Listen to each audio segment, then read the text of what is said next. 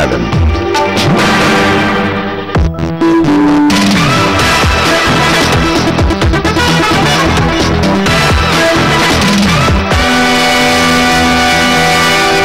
evening and welcome to your call.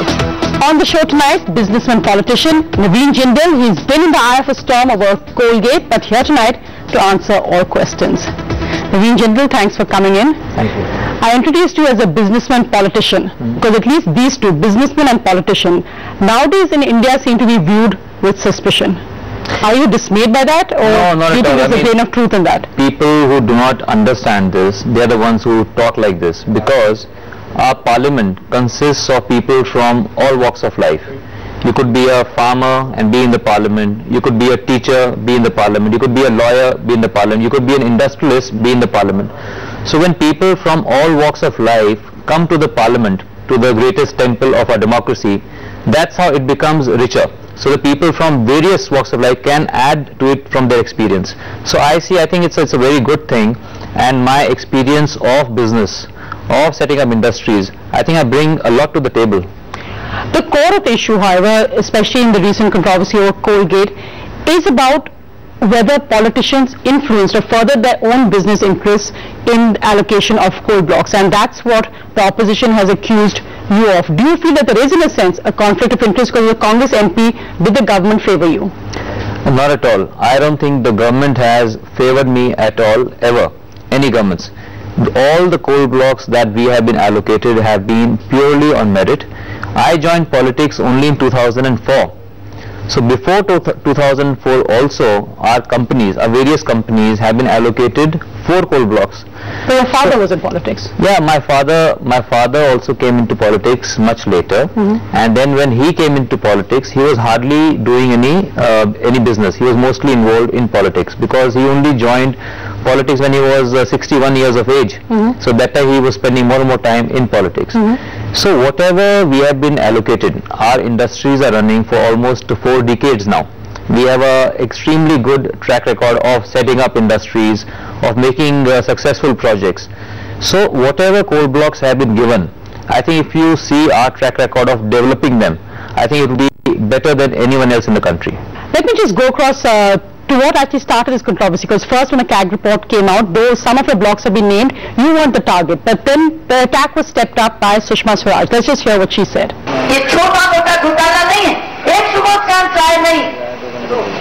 वो पूरी 142 जो है ना, हमने कहा सबकी जन्म कुंडलियां निकाल लो, उसमें कई सुबोधकांत राय निकलेंगे,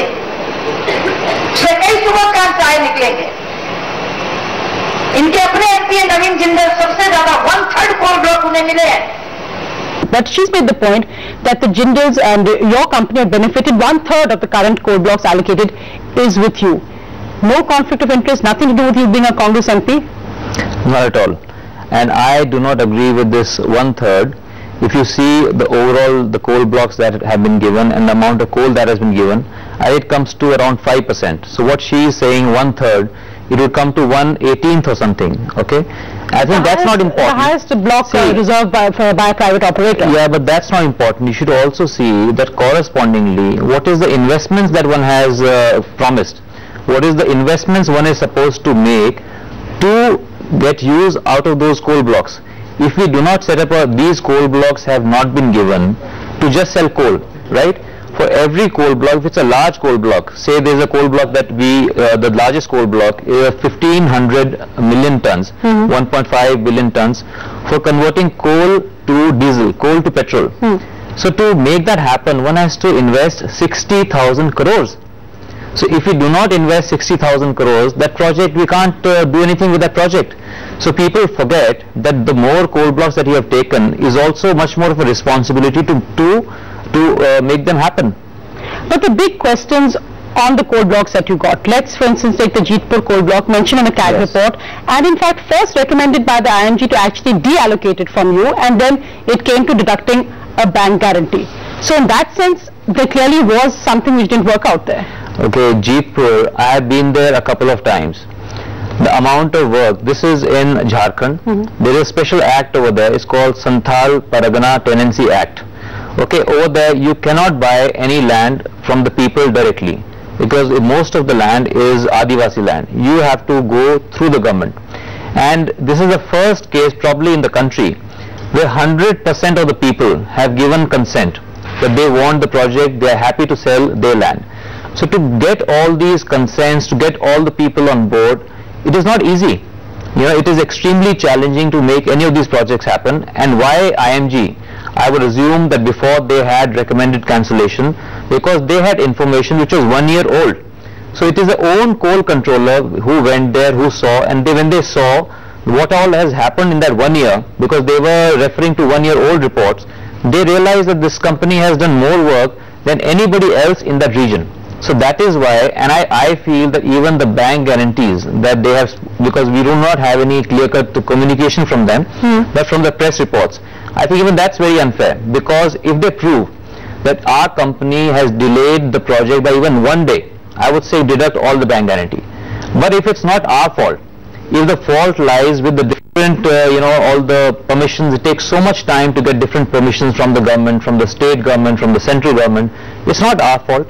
It's extremely challenging, and in fact people, not only our company, whichever companies are working in these areas and have done good work, they have to be awarded. These are the companies which are creating wealth for the country. And when a senior leader like Srimati Swaraj says Naveen Jindal, it is not Naveen Jindal. Naveen Jindal is not the same as Jindal Steel and Power Limited or Jindal Power Limited. These companies are institutions where thousands of people are working. It is all team effort. I think it is insulting those thousands of people engaged in their hard work in creating wealth for the country when they just blame it on individual. No, but Mr. Jindal, the argument would be that the rules may not have been there, and that is the argument, that the government's rules let some companies, let private industry benefit. The Supreme Court judgment also made the point, one opinion, that you can't have one set of people benefiting at the cost of others. One argument would be about your plant in Chhattisgarh, where they say that you got cheap coal or you got a captive block, and you then sold power at market rates. So that undercuts the entire UPA government's defense that this was done to provide cheap power. How does this provide cheap power? Okay, let me clarify this to you, Sonia. Firstly, we did not get any cheap coal. Okay? Free coal? No, nothing is free. There is nothing free in this life. Okay? We got a coal block, extremely difficult coal block. You could not even get there. There was no road even to get there. It was not even sub-blocked. We took the risk to go there to develop that coal block. It took almost a decade to develop the first coal block. But Mr. Jindal, you did this with profit. You're a businessman, so obviously you presume there will be a profit. So obviously every company, every shop, every person, if they're doing agriculture, they do it for profit. Yes. Profit is not a bad thing. If it is done well, if it is done in a legal way, and whatever profit one makes, one pays taxes on it also. Nobody has made a charge that we have paid less tax. So we have developed the coal block, which nobody had any plans to develop. And based on that coal block, if we spent 5,000 crores to set up a 1,000 megawatt power project, okay, and where thousands of people are working, and 1,000 megawatt is coming into the country. So it is something which has to be appreciated. And now the coal cost, you said cheap coal. A lot of people say we got cheap coal. No, our coal cost is very similar to the cost of coal from Coal India. If we had bought the cost from coal from Coal India, it would cost say 700 rupees. Our coal also costs 700 rupees. So where is it cheap? Now, why the company makes money is because we did not set up the project 1500 kilometers away. We set it up next to the mines so that we could transport the coal from a conveyor belt and save on the transportation cost. We set up the project with lowest capital cost. Okay, we are running the plant with 97% plant load factor. That leads to the efficiency. And at the time, we wanted to sign long-term PPAs. Yeah. Nobody was coming forward to sign PPAs. So we still took the risk and set up the project, spending 5,000 crores. And when we came into generation, at that time, government had a policy. 2003, the Electricity Act was passed. Yes. 2005, the power policy had come out, which said that 15% of the power should be merchant power. Okay, merchant power to deepen, strengthen the power markets. So now, at that time, the power was selling at 5 rupees when we came into the market. If the market price is 5 rupees, I can't say sell it for 4 rupees. And then, 1 second, Sonia, yes. And then over the years, from 5 rupees it has come to now level of 3 rupees. Let me get in Mohammed Salim of the CPIM, who's on the phone line. Mohammed Salim, Naveen Jindal here making a strong defense of the government's coal policy and why his company got allocations. Go ahead with your question for him, sir. Yes, from which angle you are looking into the issue. Now from Naveen as an entrepreneur and industrialist, he is seeing from one angle and obviously his motto is how to make profit besides making production and all. But as people's representative and as the representative of the representative of the downtrodden, I am seeing from our side. One, after the coal nationalization, the act is still there, the act of parliament. So these natural resources are of the nations. So when the government decides to hand it over to the private companies, these scarce natural resources, which is limited also, so why without changing the act, this has been done behind the back. Secondly, he said auction is not the only way, of course it's a big good way.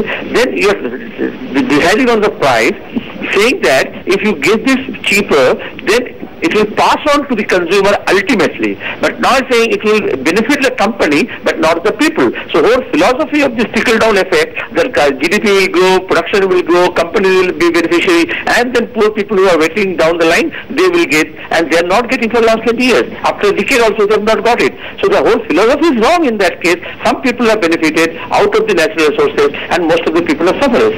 Mr. Salim, thanks for that. I'm going to get Naveen to respond to that, but also Mr. Jindal, questions sent in by our viewers. They're making the point that you talked about the profit and the risk that you also invested in a sense going in here. But what about issues like whether the sale of power at merchant rates contributed to JSPL's stock price going up from 30 in 2005 to 720 in 2011? Subhash Iyer has written in and asking that obviously this was because of the coal block allocations you got. That this was seen as a windfall, seen as a profitable venture, not entirely so risk-based as you're pointing out. But obviously the markets and your market cap shows that this was seen as a win-win for Jindals, not for the people, as Mohammed Salim points out. Okay, we do not make only power, we make only steel. So now Mr. Iyer or somebody else could also blame that now you are making steel also efficiently. Why are you using this process? Why are you using this technology? So I do not want to get into these kind of arguments.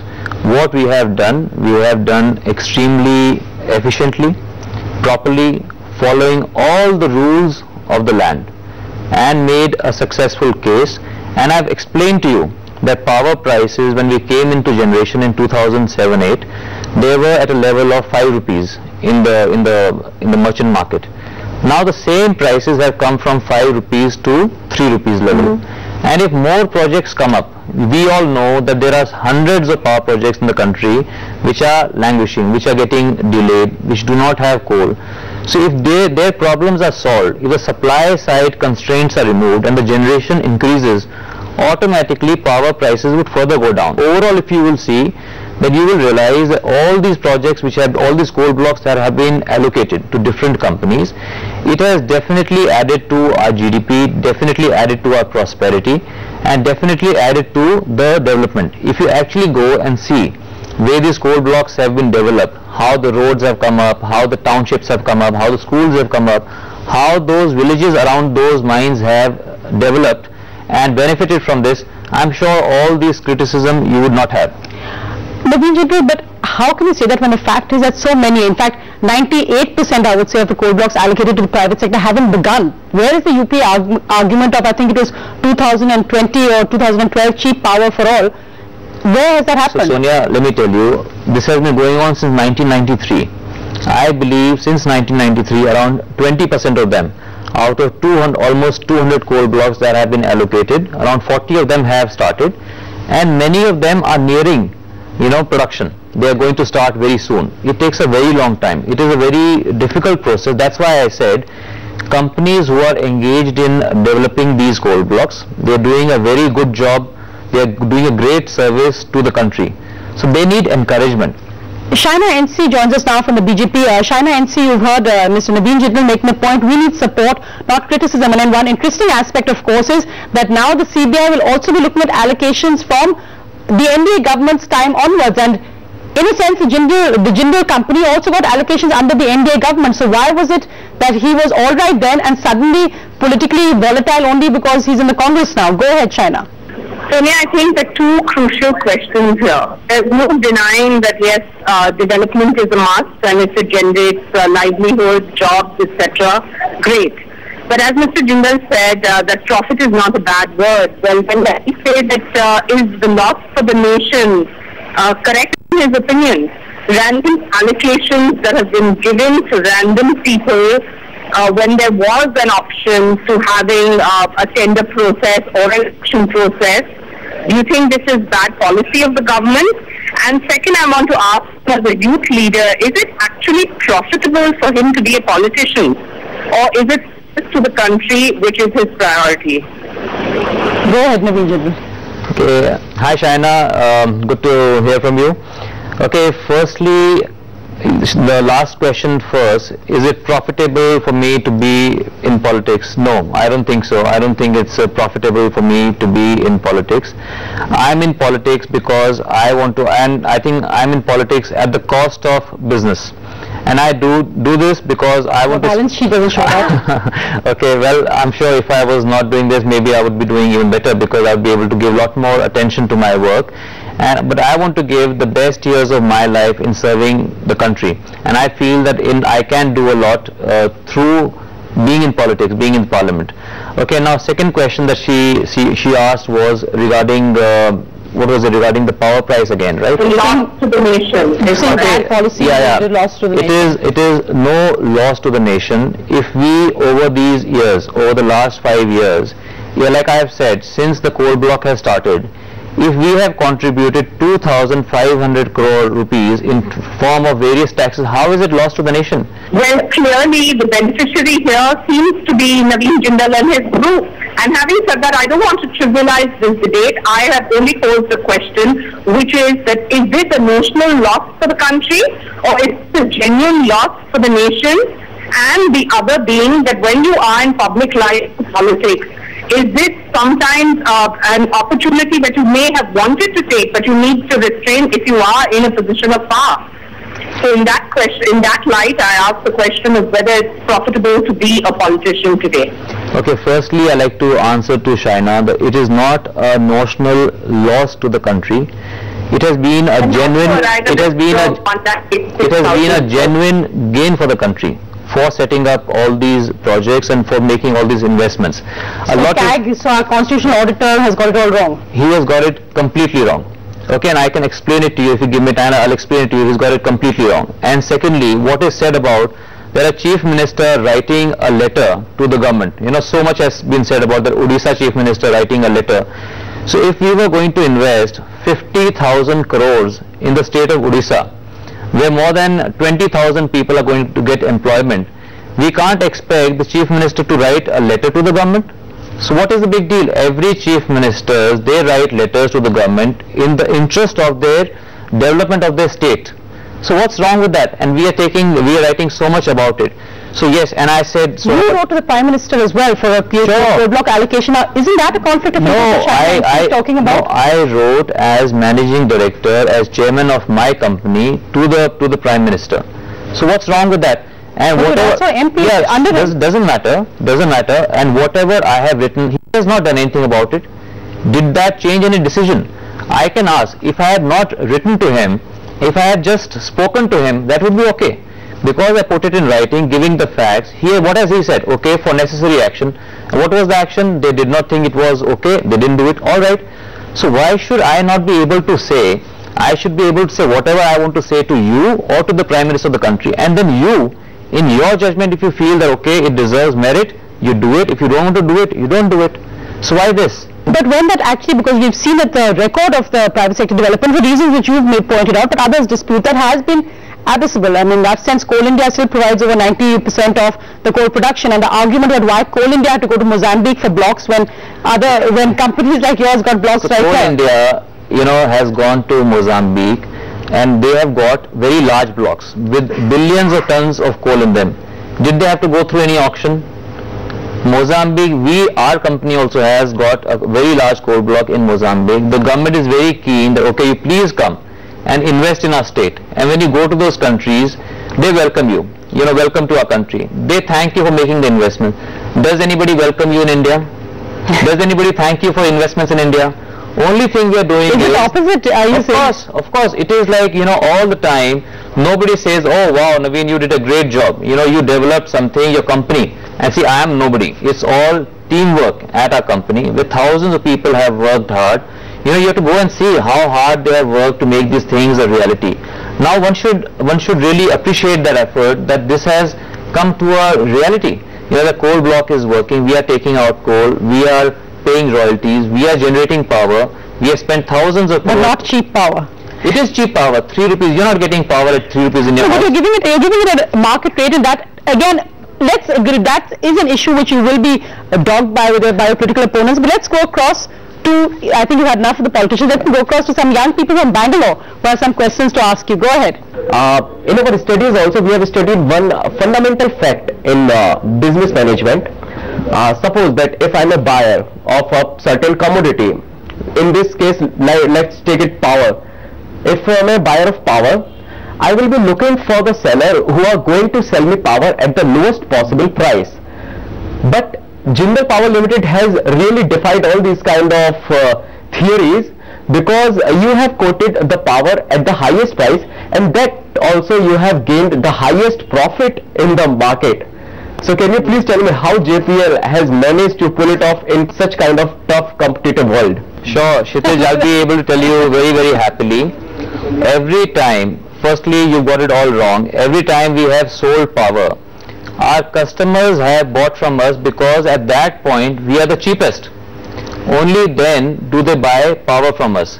Okay, and secondly, as far as a company making profits, it's like saying, if you start blaming Warren Buffett, that oh, he bought cheap shares and sold them expensive, so that's why he made money. Okay, so you don't hold that against him. So similarly, we through our efficient operations, we don't waste any resources. We are very, very efficient player.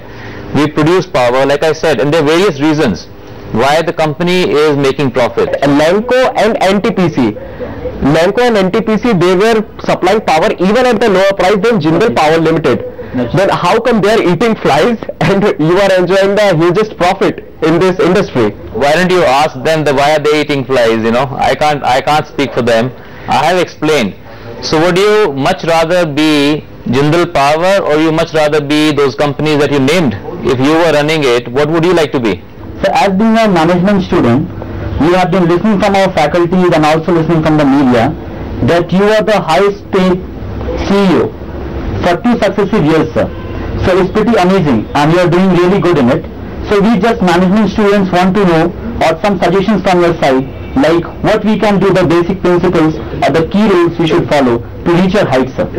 Well, I think you should do, first of all, when you are studying, you should study from the point of view of learning, and not just from the point of view of passing your exams.